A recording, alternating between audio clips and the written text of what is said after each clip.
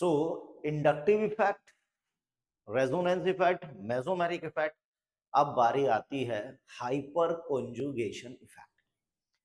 देखिए inductive effect में हमने देखा था कि शिफ्टिंग ऑफ या partial delocalisation of sigma electrons, और सिग्मा इलेक्ट्रॉन क्योंकि टाइटली बॉन्डेड होते हैं तो वो आसानी से मूव करते नहीं थे, इसलिए इंडक्टिव इफेक्ट एक बहुत ही वीक इफेक्ट था।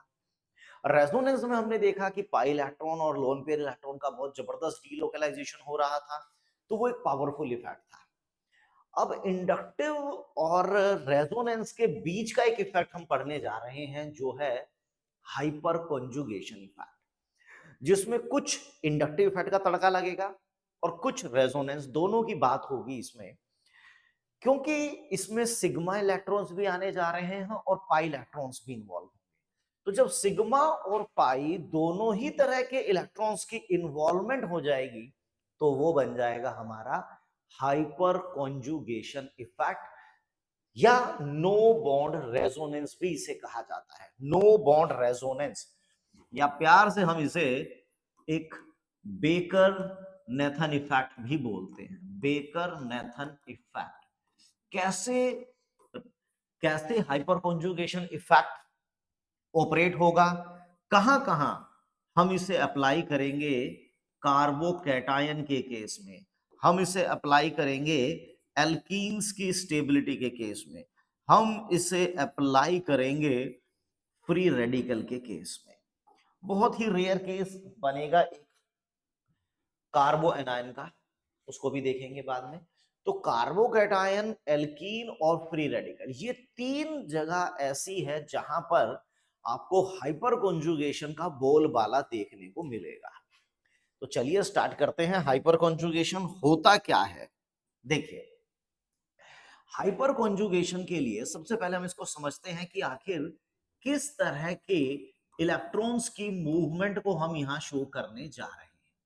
देखिए positively charge carbon is sp2 hybridise, और इसका जो ये नेबरिंग कार्बन है वो sp3 है। ये जो सिस्टम है जहां पर sp3 hybrid carbon sp2 hybridised carbon के साथ जुड़ा हुआ है, जहां पर भी ये कॉम्बो आपको नजर आएगा sp2 के साथ sp3, ये जो कॉम्बिनेशन, ये जो जैव वीरू की जोड़ी आपको जहां नजर आएगी ना, समझ लीजिए वहां पर आपको हाइपर कॉन्जुगेशन के साक्षात दर्शन होने जा रहे हैं।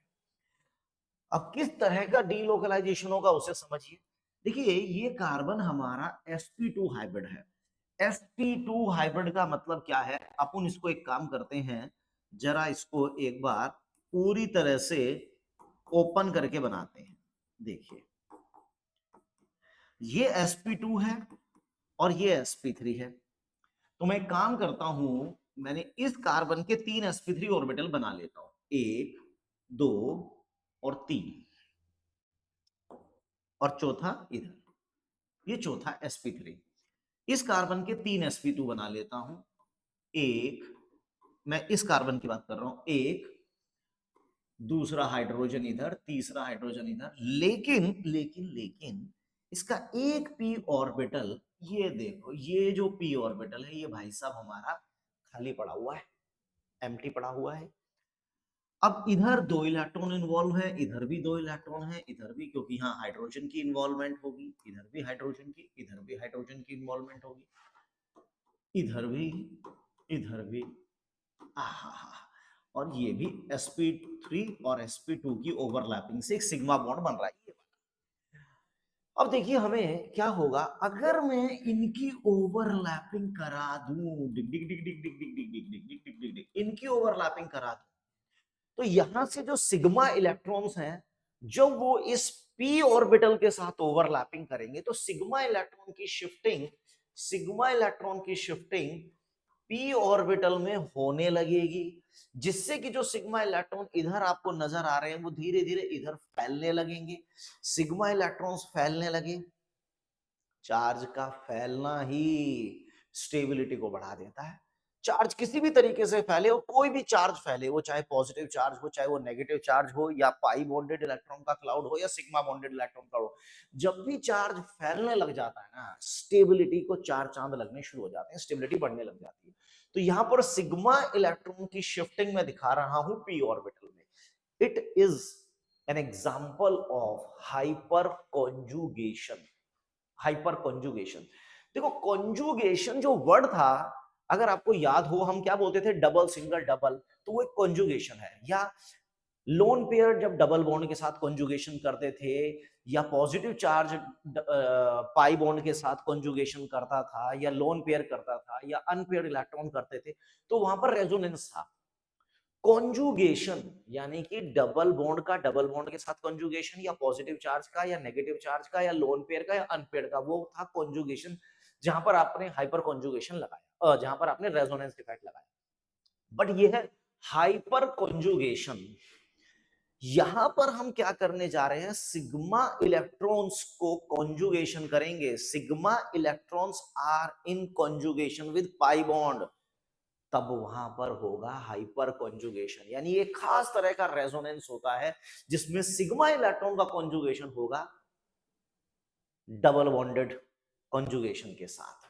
देखिए जरा अप्लाई करते हैं, तो यहां पर इस कार्बन के रिस्पेक्ट में मैं इसको अल्फा मानूंगा, तो इसके पास 3 अल्फा हाइड्रोजन है, 3 अल्फा हाइड्रोजन है। तो ये क्या कर सकता है, 3 तरीके से रेजोनेंस कर सकता है। मान लीजिए इलेक्ट्रॉन इधर आए तो ये नेगेटिव होगा। देखिए ये इलेक्ट्रॉन मैंने इधर शिफ्ट किया, कार्बन नेगेटिव नेगेटिव पॉजिटिव मिलकर बना गए डबल बॉन्ड, ये बन गए डबल बॉन्ड बन गया। ये मैंने बनाया एक हाइपर कॉन्जुगेंट, एक हाइपर कॉन्जुगेंट। ये भी कर सकता था, ये इलेक्ट्रॉन इधर जाता तो ये बन जाता हमारा H पॉजिटिव, और यहाँ नेगेटिव और पॉजिटिव मिलके डबल बॉन्ड बना लेते। तो ये एक बना मेरा दूसरा हाइपर कॉन्जुगेंट। ये भी कहां पीछे रहने वाला है, ये भी आगे आ जाएगा। इसी ही हम नाम दे रहे हैं नो बॉन्ड रेजोनेंस। देखिए ये मेरे रेजोनेटिंग स्ट्रक्चर बन गए, और इसमें कहीं ना कहीं एक बॉन्ड मुझे गायब दिखाई दे रहा है, कहीं ये गायब दिखाई दे रहा है, कहीं ये कहीं ये, तो इसीलिए इसका नाम दिया गया है नो बॉन्ड रेजोनेंस। इसमें 3 जगह हाइपर कॉन्जुगेशन इफेक्ट हुआ, यानी ये वाला चार्ज भी, या ये वाला भी, या ये वाला भी, तीनों में से सब फैल सकते हैं। चार्ज का फैलना ही स्टेबिलिटी को जन्म देता है। तो ये है हमारा एक हाइपर कॉन्जुगेशन इफेक्ट। अब इसको हम कहां कहां अप्लाई करेंगे, किन किन मॉलिक्यूल्स की स्टेबिलिटी को हम एक्सप्लेन करेंगे, यही सब अब हाइपर कॉन्जुगेशन में हमें पढ़ना है। तो वन बाय वन हम इसको डिस्कस करते हैं। पहले हम लेते हैं स्टेबिलिटी ऑफ कार्बोकैटायन। जी हाँ, सबसे पहले हम लेते हैं stability of carbocation. Stability of carbocation, देखिए जरा यहां पर मेरे पास 3 अल्फा हाइड्रोजन है।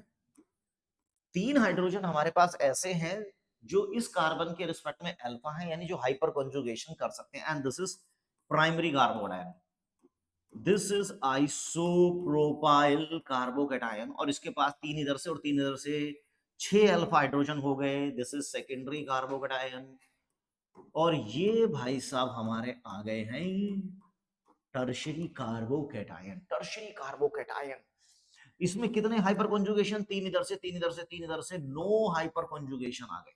तो जितना ज्यादा हाइपर कॉन्जुगेशन इफेक्ट होगा, समझ लीजिए उतना ज्यादा चार्ज फैलेगा, और चार्ज जितना ज्यादा फैलेगा स्टेबिलिटी को उतने 4 चांद लग जाएंगे। तो यहां पर अगर हम स्टेबिलिटी की बात करें कार्बोकैटायन की, तो 1 डिग्री से ज्यादा स्टेबल 2 डिग्री, उससे ज्यादा स्टेबल 3 डिग्री। तो कोई बात नहीं, ये तो हमने इंडक्टिव इफेक्ट में भी पढ़ लिया था कि हाँ एक बार प्लस आई हुआ, 2 बार हुआ, 3 बार प्लस आई हुआ, पॉजिटिव चार्ज कम होता गया, स्टेबिलिटी बढ़ गई। लेकिन अब आप ये ध्यान रख लीजिए कि इंडक्टिव इफेक्ट एक बहुत ही वीक इफेक्ट होता है, एक बहुत ही वीक इफेक्ट। इंडक्टिव इफेक्ट से ज्यादा प्रायोरिटी हाइपर कॉन्जुगेशन इफेक्ट की होगी, और हाइपर कॉन्जुगेशन से ज्यादा प्रायोरिटी रेजोनेंस की होने जा रही है। हाइपर कॉन्जुगेशन इफेक्ट से ज्यादा प्रायोरिटी रेजोनेंस की होगी। देखो सीधी सी बात है, इंडक्टिव में क्योंकि केवल सिग्मा इलेक्ट्रॉन्स इन्वॉल्व थे, टाइटली बॉन्डेड है, वो आसानी से मूव नहीं करते, तो बहुत वीक इफेक्ट हो गया। रेजोनेंस में केवल पाई इलेक्ट्रॉन भाग रहे हैं भाग रहे हैं भाग रहे हैं, और बहुत ही वीक बॉन्डेड है, वो तेजी से डीलोकलाइज्ड होते हैं, तो बहुत पावरफुल इफेक्ट है। अब यहां पर क्योंकि सिग्मा और पाई दोनों तरह के इलेक्ट्रॉन इन्वॉल्व हो गए, सिग्मा भी हो गए पाई भी हो गए, पाई हम एल्कीन के केस में देखेंगे तो वहां पर ये इफेक्ट इंडक्टिव से ज्यादा स्ट्रॉन्ग आ जाता है।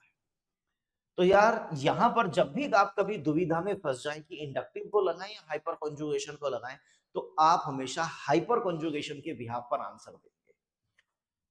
चलिए जी आगे बढ़ते हैं जी। अब इधर देखें, अगर हम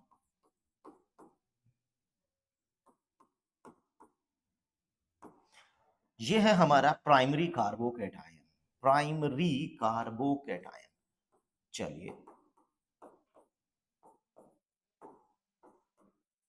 कौन ज्यादा स्टेबल है, दोनों ही प्राइमरी है, लेकिन इसके रिस्पेक्ट में देखो ये sp2 है, ये भाई साहब sp3 है, इसके पास केवल 2 हाइड्रोजन है, इसके पास केवल 1 हाइड्रोजन है। जितना ज्यादा हाइपर कॉन्जुगेशन उतना ही ज्यादा कार्बोकैटायन स्टेबल होगा। अच्छा जी, गुड। एक इसको ले लेते हैं, एक इसको ले लेते हैं, इसको ले लेते हैं, बताइए कौन ज्यादा। तो देखो इसमें 1 2 3 लगा देते हैं, 1 2 3। Arrange the following in the increasing order of the stability. इसमें कितने हाइपर कॉन्जुगेशन है, देखो sp2 sp3, इसके बाद 2 हाइड्रोजन है, sp2 sp3, 2 इधर हैं, तो टोटल हो गए 4 हाइड्रोजन। 4 अल्फा हाइड्रोजन का मतलब है 4 हाइपर कॉन्जुगेशन।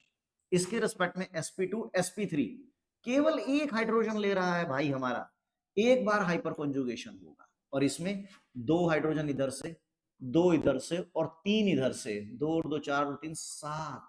तो सबसे ज्यादा स्टेबल हुआ थर्ड, थर्ड से पहले लेस हुआ 1, और 2 हमारा सबसे लेस स्टेबल। आपको केवल sp2 के साथ में जो sp3 है उसके हाइड्रोजन काउंट करने हैं। sp2 के साथ में इधर से sp3 है तो 2 हाइड्रोजन इधर आ गए, sp2 के साथ में 2 हाइड्रोजन इधर आ गए, 4 हो गए। ये ऊपर वाला sp2 नीचे वाला sp3, ये मत देखना ये sp3 बॉन्डेड है ना, sp3 और sp2 इन दो को देखना है आपको, sp3 से कोई मतलब नहीं है। sp2 sp3 एक हाइपर कॉन्जुगेशन, इस sp2 के साथ एक sp3 इधर, एक sp3 इधर, एक sp3 इधर, 3 sp3 हाइब्रिड कार्बन है, तीनों के हाइड्रोजन काउंट कर लो, 2 2 और 3 7 हाइपर कॉन्जुगेशन। तो it should be the order of stability of carbocation. अच्छा जी, ये बात है। तो ये लो, तो ये लो, तो ये लो, बताइए कौन सबसे ज्यादा स्टेबल। हम फिर से 1 2 3 कर देते हैं, 1 2 एंड 3। तो हाइपर कॉन्जुगेशन काउंट करेंगे अगर हम, 3 इधर से और 2 इधर से, 5 हाइपर कॉन्जुगेशन आए। इसमें काउंट करें तो एक इधर से आएगा और एक इधर से आएगा, 2 हाइपर कॉन्जुगेशन आए। इसमें 3 इधर से, 3 इधर से, 3 इधर से, 6 हाइपर कॉन्जुगेशन आए। तो सबसे ज्यादा स्टेबल हुआ थर्ड, थर्ड के बाद हुआ फर्स्ट, और फर्स्ट के बाद सेकेंड। चलिए बहुत बढ़िया, बहुत बढ़िया। अच्छा जी, ये हुआ हमारा प्रोपाइल कार्बोकैटायन।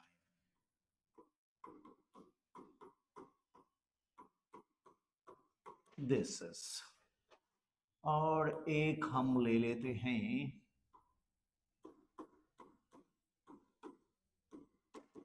ये कार्बोकैटायन। देख अभी मैंने बताया कि इंडक्टिव से ज्यादा प्रायोरिटी हाइपर कॉन्जुगेशन की और हाइपर कॉन्जुगेशन से ज्यादा प्रायोरिटी रेजोनेंस की है, तो उसी हिसाब से हमें चलना होगा।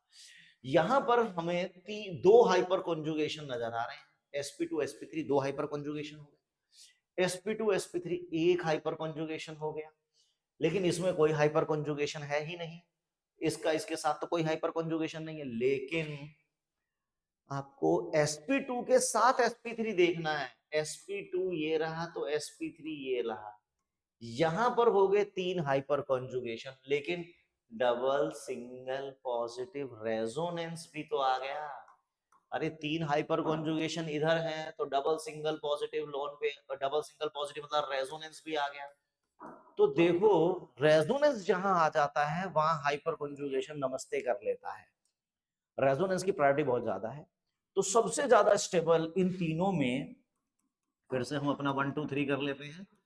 थर्ड स्ट्रक्चर हमारा सबसे ज्यादा स्टेबल है, फिर हमारा फर्स्ट हो गया, और फिर हमारा सेकंड हो गया। यार बार बार यही ऑर्डर हो रहा है।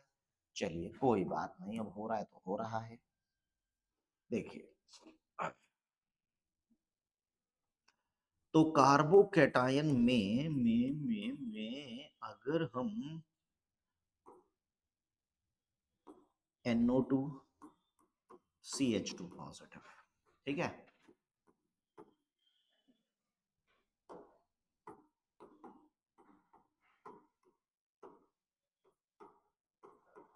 बताइए कौन ज्यादा स्टेबल। तो आप देखेंगे कि इसमें मात्र एक ही हाइपर कॉन्जुगेशन होता हुआ आपको नजर आ रहा है, केवल एक, sp2 sp3, केवल एक sp2 sp3, दो हाइपर कॉन्जुगेशन है। तो जितना ज्यादा हाइपर कॉन्जुगेशन होता है मॉलिक्यूल की स्टेबिलिटी उतनी ज्यादा बढ़ जाती है। करेक्ट है। चलिए तो ये बात हुई हमारी कहीं ना कहीं कार्बोकैटायन की स्टेबिलिटी से रिलेटेड। अब हम बात करते हैं इसी प्रकार से एल्कीन की स्टेबिलिटी को लेकर कि एल्कीन की स्टेबिलिटी भी हाइपर कॉन्जुगेशन के बिहाफ पर एक्सप्लेन होती है। चलिए स्टेबिलिटी ऑफ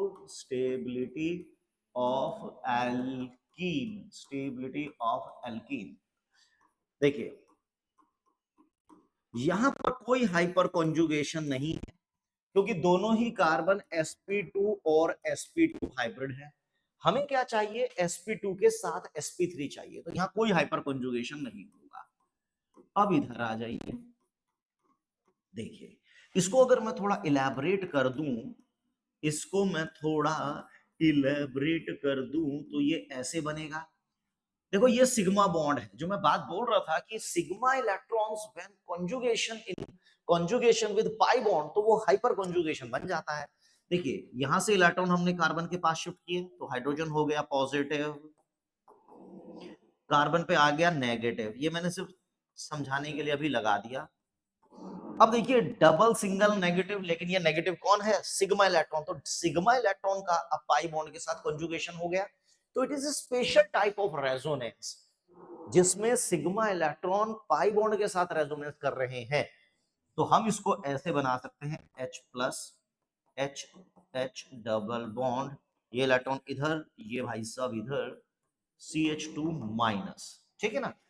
तो ये एक रेजोनेटिंग स्ट्रक्चर तो बन गया। नो बॉन्ड रेजोनेंस भी हमने इसमें देख लिया। एक हाइपर कॉन्जुगेशन इधर से, एक इधर से, एक इधर से, तीन हाइपर कॉन्जुगेशन इफेक्ट ये शो कर सकता है। इसमें कोई नहीं था तो ये डेफिनेटली ज्यादा स्टेबल हो गया। यहां से H प्लस हटा, इलेक्ट्रॉन आए, डबल सिंगल नेगेटिव हुआ, रेजोनेंस बनाया, नो बॉन्ड रेजोनेटिंग के थ्रू हमने हाइपर कॉन्जुगेशन इफेक्ट लगाया। तीन हाइपर कॉन्जुगेशन इफेक्ट इसमें शो हो रहे हैं। अच्छा जी ये बात है। तो यहां पर कितने हाइपर कॉन्जुगेशन होंगे आप देख सकते हैं, तीन इधर से नजर आएंगे, तीन इधर से नजर आएंगे, तो 6 हाइपर कॉन्जुगेशन।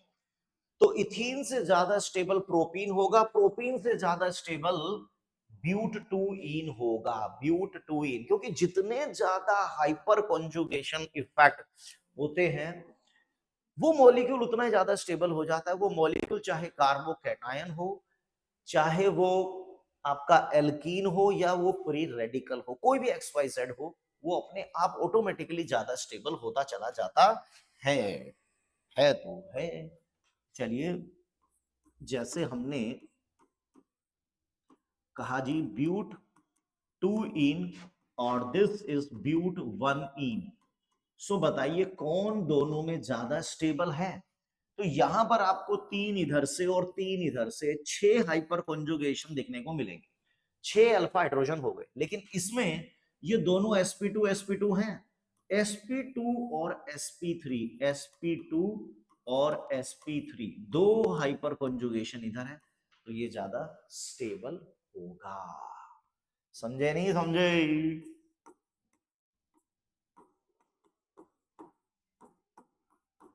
देखिए कितने हाइपर कॉन्जुगेशन है इसमें और कितने हाइपर कॉन्जुगेशन है इसमें।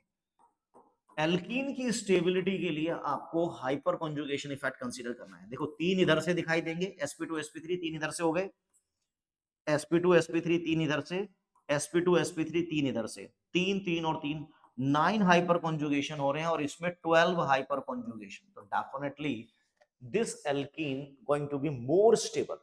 क्योंकि जितना ज्यादा सिग्मा इलेक्ट्रॉन का चार्ज फैलता चला जाएगा ना, उतना ज्यादा मॉलिक्यूल स्टेबल होता चला जाता है। तो ये बताइए,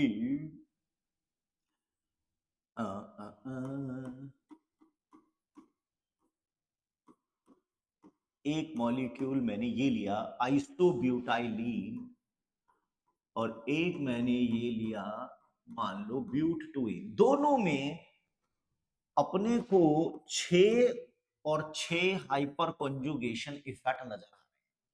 दोनों में 6 हाइपर कॉन्जुगेशन इफेक्ट नजर आ रहे हैं।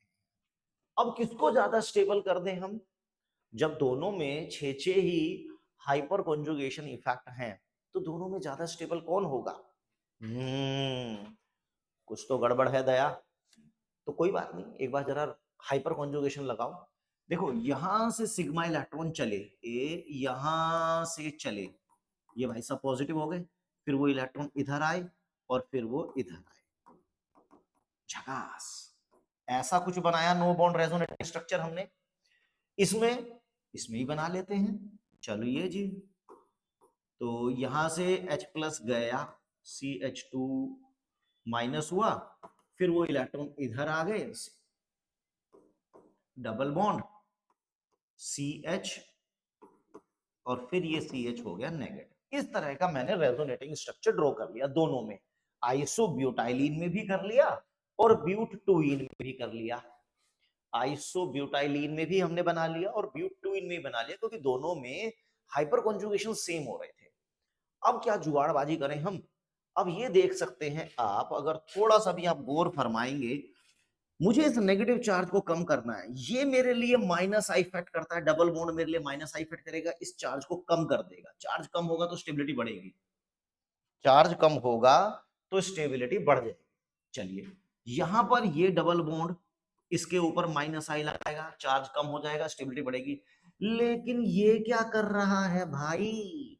ये मिथाइल तो प्लस आई कर रहा है, ये तो चार्ज को बढ़ा देगा। चार्ज बढ़ेगा तो रिएक्टिव होगा तो लेस स्टेबल होगा।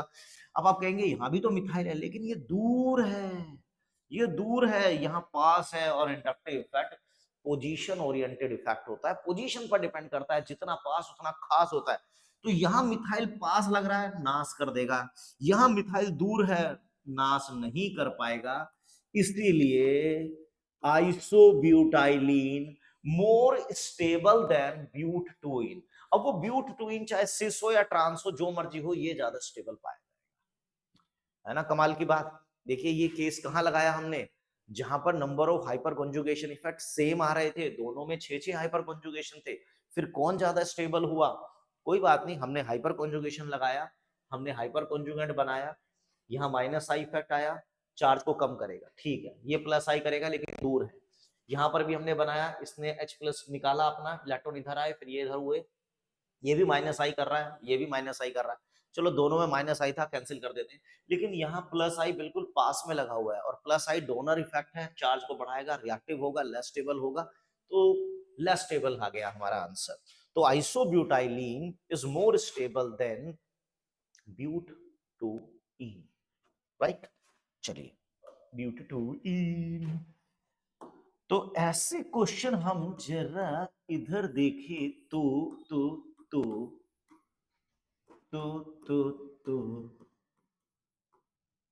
कौन ज्यादा स्टेबल है? सीधा हाइपर कॉन्जुगेशन लगाओ। देखो sp2 sp3, इस sp2 के साथ ये sp3, एक हाइड्रोजन है, sp2 sp3 दो हो गए, टोटल हो गए 3 अल्फा हाइड्रोजन।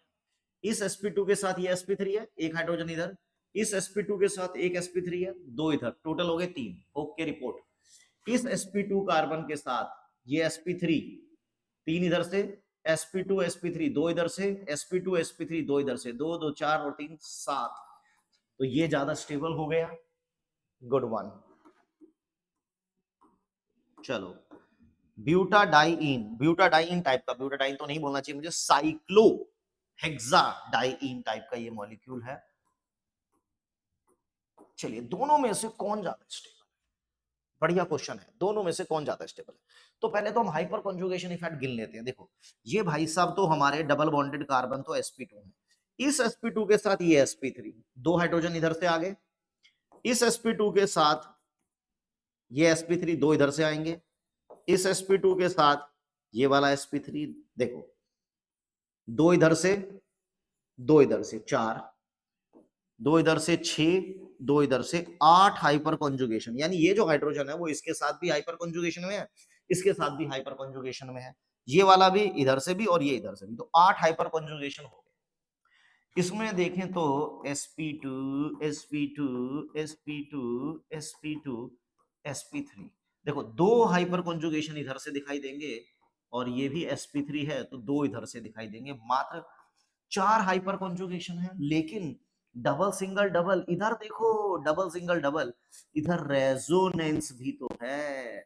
रेजोनेंस की प्रायोरिटी हाइपर कॉन्जुगेशन से ज्यादा होती है, इंडक्टिव से ज्यादा प्रायोरिटी हाइपर कॉन्जुगेशन की, हाइपर कॉन्जुगेशन से ज्यादा प्रायोरिटी रेजोनेंस की। तो जहां रेजोनेंस आ गया समझ लीजिए स्टेबिलिटी की दुनिया में चार चांद लगने जा रहे हैं, बहुत ज्यादा स्टेबल हो गया ये मॉलिक्यूल। ओके, ऐसी बात है।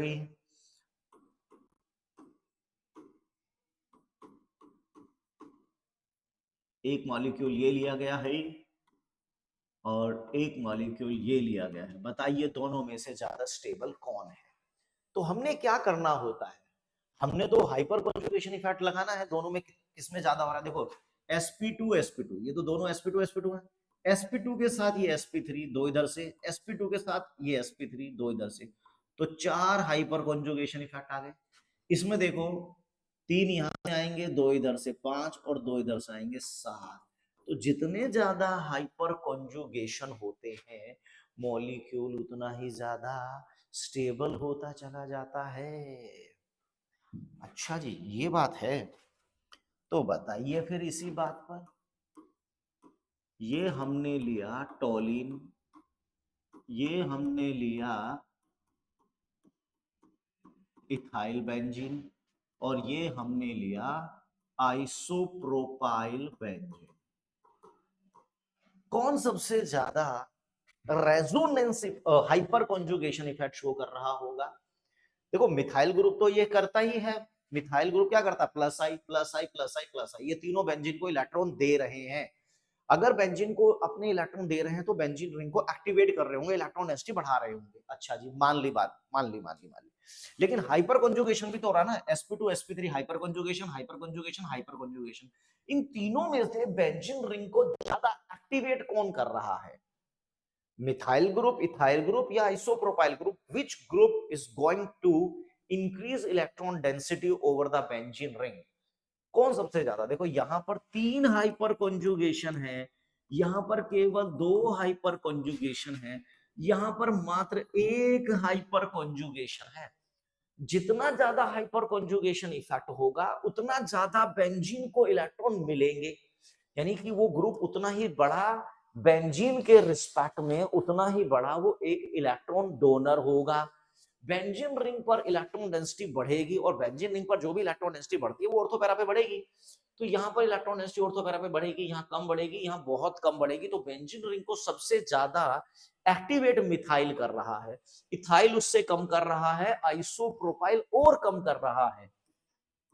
यानी मैं अगर हाइपर कॉन्जुगेशन की बात करूं तो ये हो रहा है। ओरिएंटेशन की बात करूं तो सब में अटैक इलेक्ट्रोफाइल का ऑर्थो पैरा पर ही होगा, लेकिन यहां पर benzene ring most most activated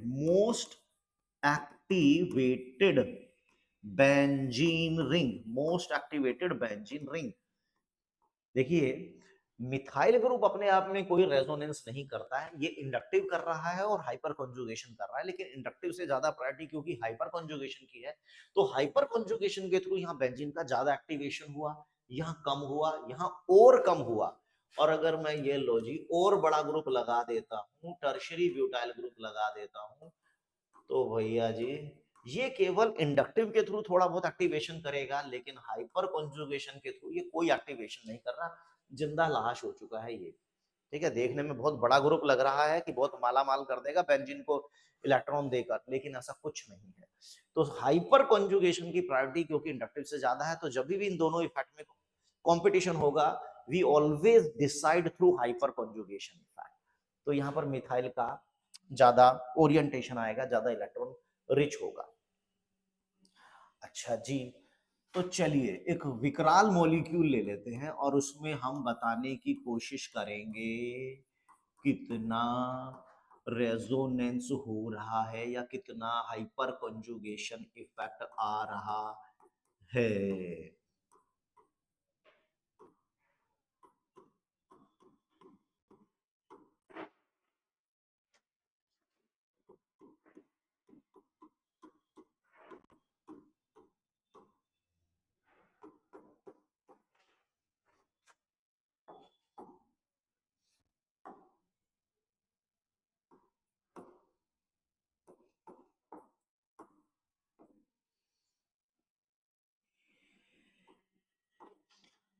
चलिए इस पूरे मॉलिक्यूल में हमें बताने हैं कितने हाइपर कॉन्जुगेशन होंगे। चलो टूट पड़ते हैं हम इसमें, कितने हाइपर कॉन्जुगेशन। देखो सबसे पहले तो यहां देखो sp2 sp3, 3 हाइड्रोजन तो मुझे यहाँ पे साक्षात ब्रह्मा विष्णु महेश की तरह नजर आ गए। बहुत बढ़िया। इसी तरह ये देखो, अच्छा ये थोड़ा गलत बन गया है, 2 इधर से नजर आ गए, sp2 sp3 2 इधर से नजर आ गए। इसको देखो sp2 sp3 एक इधर से आएगा, sp2 sp3 2 इधर से आएंगे, sp2 sp3 एक और इधर से आएगा। ठीक है ठीक है ठीक है ठीक है ठीक है ठीक है। इसमें देखो sp2 sp3 एक इधर से आएगा, sp2 sp3 एक इधर से आएगा, 3 इधर से आएंगे और 3 इधर से आएंगे और एक इधर से और आएगा। तो बाबा ये तो बहुत सारे हो गए, बहुत सारे। तो 3 और 2 5, 1 6, 2 8 और 1 9, 9 9 9 9, ये मैंने काउंट कर लिया था क्या? 3 2 5, 1 5 और 4 9 और 1 10 11 12 12 और 6 18। जी हाँ, यहाँ पर 18 हाइपर कॉन्जुगेशन इफेक्ट हो रहा है, 18 हाइपर कॉन्जुगेशन इफेक्ट। ठीक है, आपको कुछ नहीं करना है, इसमें केवल sp2 हाइब्रिड के साथ में जो sp3 हाइब्रिड कार्बन है, sp2 के साथ में जो sp3 हाइब्रिड कार्बन है, आपको उसके हाइड्रोजन काउंट करने हैं, जिन्हें हम अल्फा हाइड्रोजन का नाम दे रहे हैं। जितने ज्यादा अल्फा हाइड्रोजन होंगे मॉलिक्यूल में, उतना ज्यादा हाइपर कॉन्जुगेशन इफेक्ट होगा, वो मॉलिक्यूल उतना ही ज्यादा स्टेबल होता चला जाएगा। ठीक है, तो हमने इसको कार्बोकैटायन में अप्लाई कर लिया, हमने इसको एल्कीन में अप्लाई कर लिया, अब हम इसको अप्लाई करने जा रहे हैं फ्री रेडिकल में। फ्री रेडिकल, पहले मैं एक बार क्लियर कर दूं ये फ्री रेडिकल होता क्या है। देखिए मैं आपको कार्बोकैटायन और कार्बो एनायन की पूरा का पूरा बायोडेटा बता चुका हूं। अब मैं जरा एक बार फ्री रेडिकल के बारे में थोड़ा सा आपको एक्सप्लेन कर दूं। देखिए क्या होता है, जब कोई बॉन्ड होमोलिटिकली डिवाइड होता है, होमोलिटिक क्लीवेज होती है। होमो मतलब कि जो भी इलेक्ट्रॉन का क्लाउड दो एटम के बीच में, अगर वो आधा आधा बट जाए, आधा तूले सोनू बेटा आधा तूले मोनू बेटा, तो यहां पर जो इंटरमीडिएट बनते हैं उन्हें हम रेडिकल कहते हैं, क्योंकि उनपे ना तो पॉजिटिव चार्ज है ना नेगेटिव चार्ज है। They are neutral intermediate having one unpaired electron. तो फ्री रेडिकल इन्हें कहा जाएगा, this is called methyl radical. This is methyl radical. यानी कि ये बेसिकली फ्री रेडिकल हमारे लिए होते क्या है। देखिए फ्री रेडिकल क्या है, न्यूट्रल रिएक्शन इंटरमीडिएट होते हैं, रिएक्शन इंटरमीडिएट न्यूट्रल होते हैं, having one unpaired electron, having one unpaired electron. अब अनपेयर्ड इलेक्ट्रॉन होने की वजह से ये पैरामैग्नेटिक बन जाते हैं, पैरामैग्नेटिक बन जाते हैं because of one unpaired electron. और इस कार्बन के पास क्योंकि एक तो अनपेयर्ड इलेक्ट्रॉन है और 3 बॉन्ड पेयर है, 3 बॉन्ड पेयर हो गए, एक अनपेयर्ड इलेक्ट्रॉन हो गया, तो यहां पर कहीं ना कहीं 7 electron around carbon atom, carbon के अराउंड 7 इलेक्ट्रॉन है। यानी मैं इसको एक इलेक्ट्रॉन डेफिशिएंट कैटेगरी में ले सकता हूं, क्योंकि ऑक्टेट इनकम्प्लीट है, तो ये हमारे लिए एक इलेक्ट्रोफाइल वाली कैटेगरी आ गई, ये एक हमारे लिए लुईस एसिड वाली कैटेगरी आ गई। चलो ठीक है, फ्री रेडिकल इतना समझ में आ चुका है कि free radical are the reaction intermediate which are formed during homolytic cleavage. Homolytic cleavage का मतलब है इलेक्ट्रॉन का क्लाउड दो एटम के बीच में इक्वली डिवाइड होगा। हेटेरोलिटिक में क्या था, किसी एक एटम की तरफ कंप्लीटली ट्रांसफर्ड हो जाता था। किसी एक एटम की तरफ जब इलेक्ट्रॉन का क्लाउड कंप्लीट ट्रांसफर हो जाता है तो आइदर पॉजिटिव या नेगेटिवली चार्ज इंटरमीडिएट बनते थे, जो हमने देखे थे कार्बोकैटायन या कार्बोएनायन टाइप के कुछ थे। लेकिन यहाँ पर जब होमोलिटिक क्लीवेज होगी, इलेक्ट्रॉन का क्लाउड आधा आधा बटेगा, तो न्यूट्रल रिएक्शन इंटरमीडिएट प्रोड्यूस होते हैं, जिन्हें हम फ्री रेडिकल का नाम दे रहे हैं।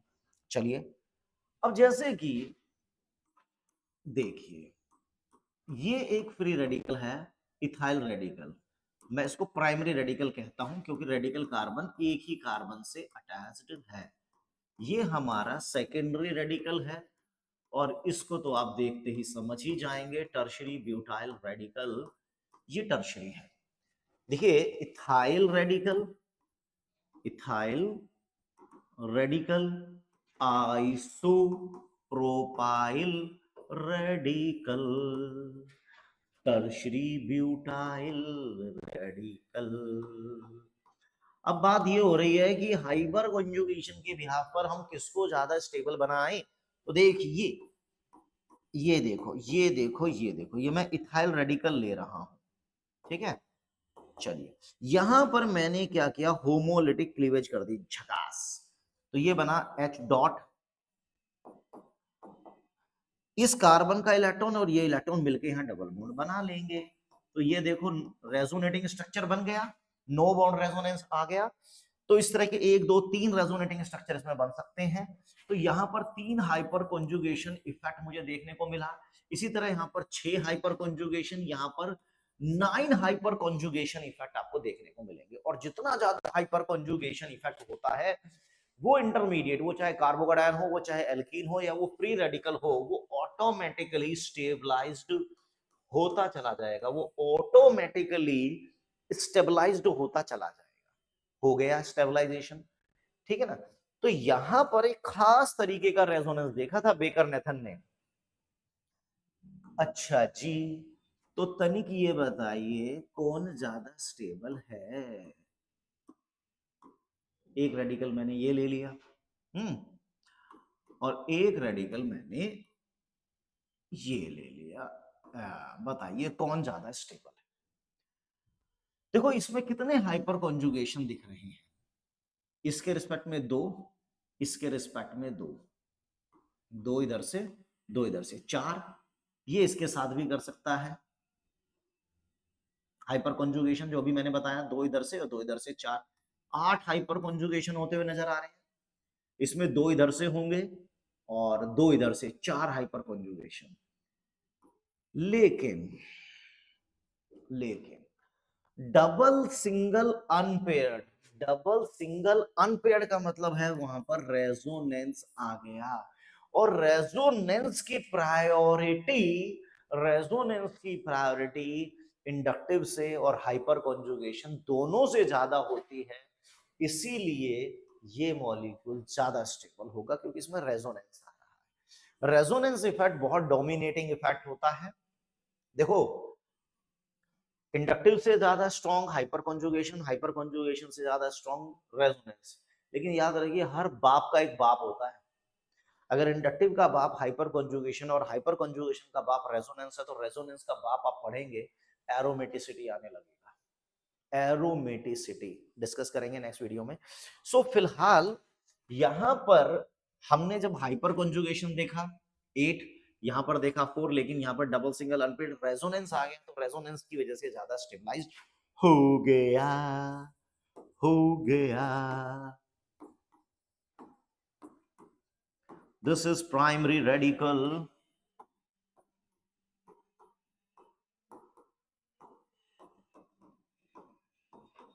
This is 2 degree radical. कौन ज्यादा स्टेबल है? देखो, यहां पर अगर मैं देखूं तो इसके साथ मुझे केवल एक हाइपर कॉन्जुगेशन इफेक्ट दिखाई देगा। इसके साथ मुझे 3 इधर से और इधर से कोई नहीं है, तो 3 हाइपर कॉन्जुगेशन इधर हो गए। तो definitely this molecule will be more stable. जितना ज्यादा हाइपर कॉन्जुगेशन उतना ज्यादा स्टेबिलिटी होती है। ये देखिए आप, देखो ये मैंने बेंजाइल रेडिकल बनाया। देखो यहां पर इस बॉन्ड में दो इलेक्ट्रॉन है, इस बॉन्ड में दो इलेक्ट्रॉन है, इसको मैंने यहां से होमोलिटिक क्लीवेज कर दिया, इस पाई बॉन्ड की मैं बात कर रहा हूं, इस पाई बॉन्ड में मैंने होमोलिटिक क्लीवेज कर दी, तो एक इलेक्ट्रॉन इधर और एक इलेक्ट्रॉन इसका जो अनपेयर्ड रह जाएगा, और एक ये दोनों मिलकर यहां डबल बॉन्ड बना सकते हैं। देखो CH2 डॉट, ये जो कार्बन था इसमें दो इलेक्ट्रॉन थे, एक इसका एक इसका, तो ये और ये मिलके यहाँ डबल बॉन्ड बना लेते हैं, ये अनपेयर्ड रह जाएगा। तो ये स्ट्रक्चर हमें अब कुछ ऐसा नजर आएगा, ऐसा, ठीक है। तो हम अब इसको आगे भी कर सकते हैं, इधर से होमोलिटिक क्लीवेज करूंगा, ये इलेक्ट्रॉन ये इसके साथ शेयर हो गया, तो इस तरह से एक रेजोनेंस होता चला जाएगा। कहने का मतलब है कि फ्री रेडिकल जो होते हैं वो अपने आप को रेजोनेंस के थ्रू भी स्टेबलाइज कर सकते हैं और हाइपर कंजुगेशन के थ्रू भी कर सकते हैं। हाइपर कंजुगेशन का जहां नजर आ रहा था केस हमने अप्लाई किया, जहां नजर आ रहा था वहां हमने अप्लाई किया। तो रेडिकल बहुत चालाक है, रेडिकल जो है वो हाइपर कंजुगेशन के थ्रू भी अपने आप को स्टेबलाइज कर रहा है और वो अपना स्टेबलाइजेशन इसके थ्रू भी दे रहा है, रेजोनेंस के थ्रू। अब जैसे कि क्वेश्चन है which is more acidic, which is more acidic। मैं आप लोगों को पहले ही बता चुका हूं कि acidic strength always explained on the basis of stability of carbocation. जिसका कार्बोकैटायन जितना ज्यादा स्टेबल हो, सॉरी कार्बोकैटायन बोल गया मैं, गलत बोल गया हूं, सॉरी, जिसका कॉन्जुगेट बेस जितना ज्यादा स्टेबल होता है वो मॉलिक्यूल उतना ही ज्यादा एसिडिक होता है। अब यहां पर देखिए 4 मिथाइल फिनोल, 4 इथाइल फिनोल और 4 आइसोप्रोपाइल फिनोल, कौन सबसे ज्यादा एसिडिक है? तो देखो कॉन्जुगेट, कुछ बच्चे क्या करते हैं इंडक्टिव इफेक्ट लगाने लग जाएंगे कि मिथाइल का इंडक्टिव वीक है, इथाइल का थोड़ा स्ट्रॉन्ग है, आइसोप्रोपाइल का और ज्यादा स्ट्रॉन्ग है, तो ये सबसे ज्यादा इलेक्ट्रॉन दे देगा, नेगेटिव चार्ज बढ़ा देगा, रिएक्टिव कर देगा, लेस स्टेबल हो जाएगा, तो लेस एसिडिक। लेकिन मुन्ना ना, ना मुन्ना ना, गलत बात। हमें हाइपर कॉन्जुगेशन के थ्रू बात करनी है। यहाँ 3 हाइपर कॉन्जुगेशन होंगे, 3 हाइपर कॉन्जुगेशन के थ्रू ये इलेक्ट्रॉन देगा, चार्ज बढ़ाएगा। यहाँ पर ये 2 हाइपर कॉन्जुगेशन के थ्रू इलेक्ट्रॉन देगा, यहाँ ये 1 हाइपर कॉन्जुगेशन के थ्रू इलेक्ट्रॉन देगा। ये सबसे ज्यादा इलेक्ट्रॉन देके चार्ज बढ़ाएगा, रिएक्टिव होगा, लेस स्टेबल होगा, लेस एसिडिक, ये सबसे ज्यादा एसिडिक।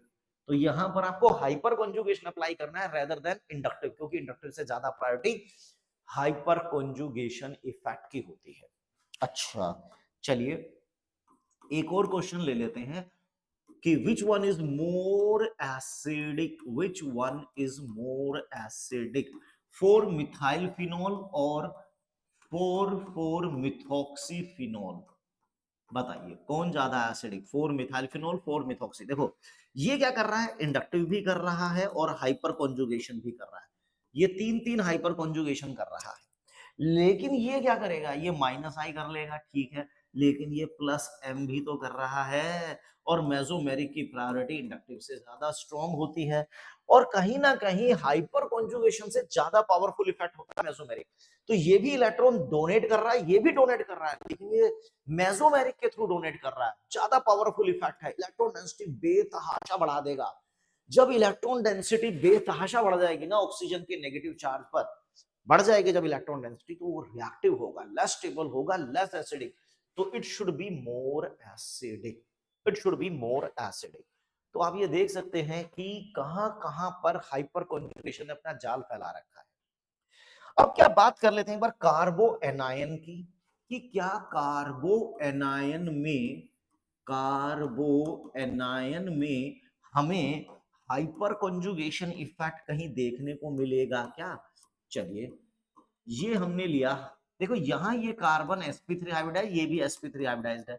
मैंने बिल्कुल स्टार्टिंग में आपको बताया कि जब सिग्मा इलेक्ट्रॉन एम्प्टी ऑर्बिटल के साथ ओवरलैप कर रहे थे तो सिग्मा इलेक्ट्रॉन शिफ्ट हो रहे थे, चार्ज फैल रहा था, लेकिन यहां पर तो sp3 और sp3 है, चार्ज ट्रांसफर ही नहीं होगा क्योंकि कोई खाली ऑर्बिटल ही नहीं है। भाई फुल्ली से फुल्ली में चार्ज थोड़ी चला जाएगा, चार्ज हमेशा फुल्ली से एम्प्टी की तरफ जा सकता है ना, इस बार ये एम्प्टी तो है नहीं, because this carbon is sp3 hybridized, तो यहां पर किसी भी तरह चार्ज की शिफ्टिंग पॉसिबल ही नहीं है। तो कार्बो एनायन में आपको यहां पर तो हाइपर कॉन्जुगेशन दूर दूर तक देखने को नहीं मिल रहा, दूर दूर तक देखने को नहीं मिल रहा है। अच्छा, लेकिन अगर अगर अगर अगर हम कुछ स्पेशल बात करें तो यहां पर कुछ देखने को मिल सकता है। कैसे देखने को मिल सकता है? क्योंकि क्लोरीन या जो फ्लोरीन वगैरह होते हैं बहुत ज्यादा इलेक्ट्रोनेगेटिव होते हैं। इस बार जब इलेक्ट्रॉन की शिफ्टिंग होगी, जब इस बार इलेक्ट्रॉन की शिफ्टिंग होगी तो ये ऊपर की तरफ जाएगा। आहा, आहा, आहा। ऊपर की तरफ जाएगा तो ये नेगेटिव हो जाएगा। ठीक है, ये नेगेटिव हो गया, ये नेगेटिव हुआ तो यहाँ पॉजिटिव वो इलेक्ट्रॉन को अपनी तरफ विड्रॉ करता है। तो ये देखो फिर से नो बॉन्ड रेजोनेंस टाइप का कुछ बना है। तो जैसे ही ये नो बॉन्ड रेजोनेंस टाइप का कुछ बनेगा इधर इधर इधर से, तो एक तरीके का हाइपर कॉन्जुगेशन ही तो आया। तो हाइपर कॉन्जुगेशन कार्बन एन में लग रहा है, लेकिन बहुत रेयर केसेस में आपको वो नजर आएगा, बहुत रेयर केसेस में। जनरली हम इसको कार्बोकेटायन, एल्कीन और फ्री रेडिकल में बिल्कुल धुआंधार तरीके से अप्लाई करते हैं। यहां पर एक माइनर केस था जो मैं आपके साथ डिस्कस कर चुका हूं, तो ये कार्बन एन की स्टेबिलिटी को भी अफेक्ट कर रहा है, लेकिन एक पर्टिकुलर सिनेरियो में। सो ये हमारी जर्नी थी जिसमें अब तक आप इंडक्टिव को, रेजोनेंस को, हाइपर कॉन्जुगेशन को और मेसोमेरिक को, इनको हम डिस्कस कर चुके हैं। अब हम डिस्कस करेंगे तीनों का कुमुलेटिव इफेक्ट। अगर तीनों ही इफेक्ट एक साथ आ जाएं तब क्या होगा? देखो प्रायोरिटी ऑर्डर तो हम डिस्कस कर चुके हैं, तो इंडक्टिव उससे ऊपर, हाइपर कंजुगेशन उससे ज्यादा ऊपर, रेजोनेंस। अब रेजोनेंस से भी ज्यादा ऊपर आएगा आपका एरोमेटिक करेक्टर, जिसको अब हम डिस्कस करेंगे नेक्स्ट वीडियो में। टिल देन पढ़ते रहिए, मेहनत करते रहिए, आगे बढ़ते रहिए। Thank you very much.